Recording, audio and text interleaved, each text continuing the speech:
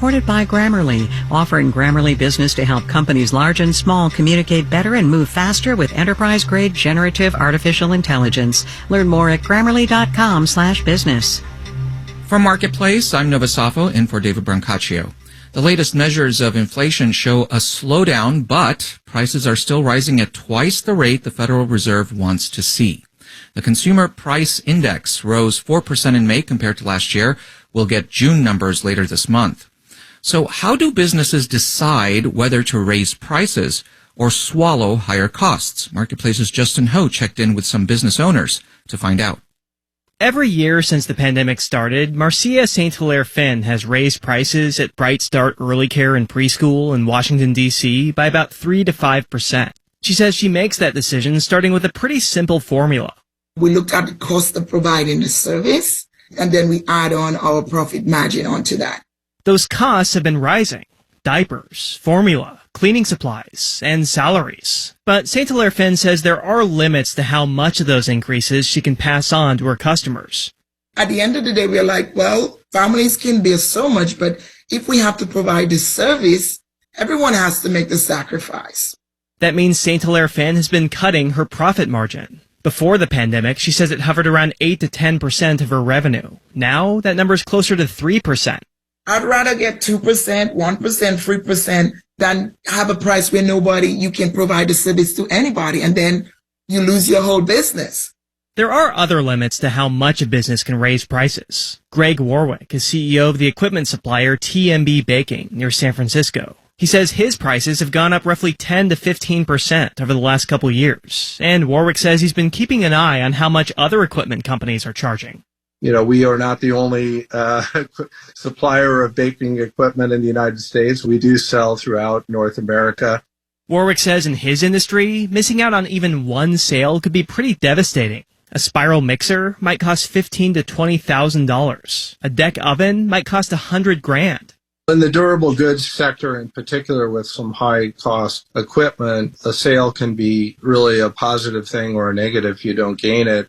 But not every business is as concerned about what every customer thinks. Steve Chu runs Ekiben, a sandwich shop in Baltimore. He says his costs have gone up around 30%, so he's raised his prices around 30%.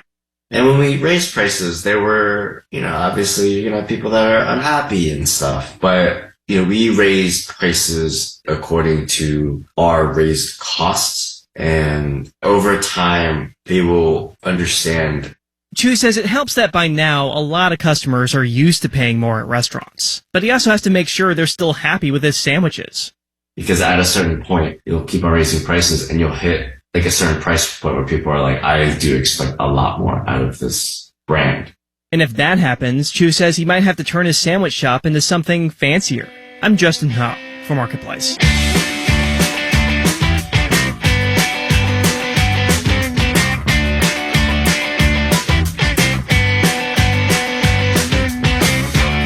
Marketplace Morning Report is supported by UKG, an HR payroll and workforce management solution designed with people in mind to help make a fairy tale workplace a reality. UKG, our purpose is people. And by Charles Schwab. Schwab understands that wealth management is personal. That's why Schwab offers flexible, personalized financial planning crafted for their investors' individual goals. Learn more at schwab.com. We've been following changes in the homeowners insurance market in several states. Major insurance companies are pulling out of places like California and Florida because of increasingly frequent, destructive, and costly natural disasters, the kinds of challenges associated with climate change. And with the big insurance companies leaving town, the remaining coverage options are getting more expensive. Marketplace's senior economics contributor Chris Farrell has been looking into how insurance companies calculate what to charge based on climate change risk. He spoke with David Brancaccio.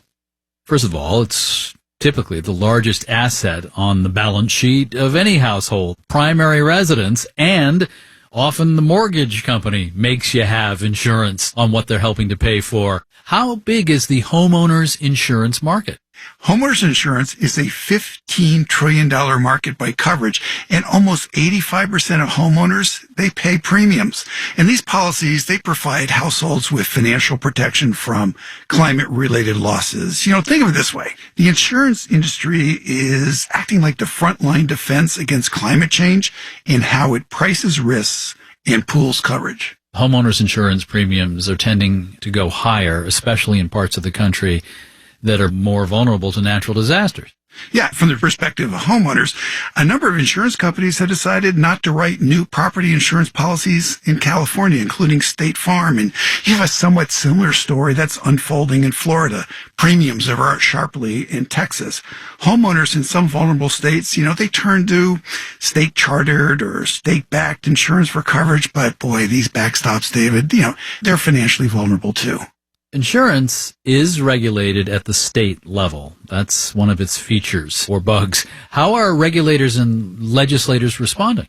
In the aggregate, not fast enough. There's a fascinating study by 3 economists. It was published last year by the Federal Reserve, and they found strong evidence that state regulators have largely decoupled rates from the underlying risks. So in states that are at risk to hurricanes, wildfires, rates haven't been adequately adjusted to the growth in losses. And it's understandable. You want to protect homeowners from these higher premiums, but allowing insurance companies to price the risk of climate-related change into their policies, look, it is absolutely critical to mitigating the impact of climate change. Right, but higher prices mean fewer families, fewer homeowners would be able to afford homeowners insurance. There's that paradox. There is, and that's why there's going to be a lot of reform in this market. But any reform movement, it kind of needs that foundation of accurate risk-adjusted premium prices. With better risk pricing, it creates incentives for individuals, regulators, legislatures to take climate change seriously. The bottom line is when rates don't adequately reflect risks, the informational role of insurance prices breaks down, and we're less prepared to protect the economy from the impact of climate change. Marketplace's senior economics contributor Chris Farrell, thank you very much. Thanks a lot. And David Brancaccia with that interview. I'm Nova Safo with the Marketplace Morning Report.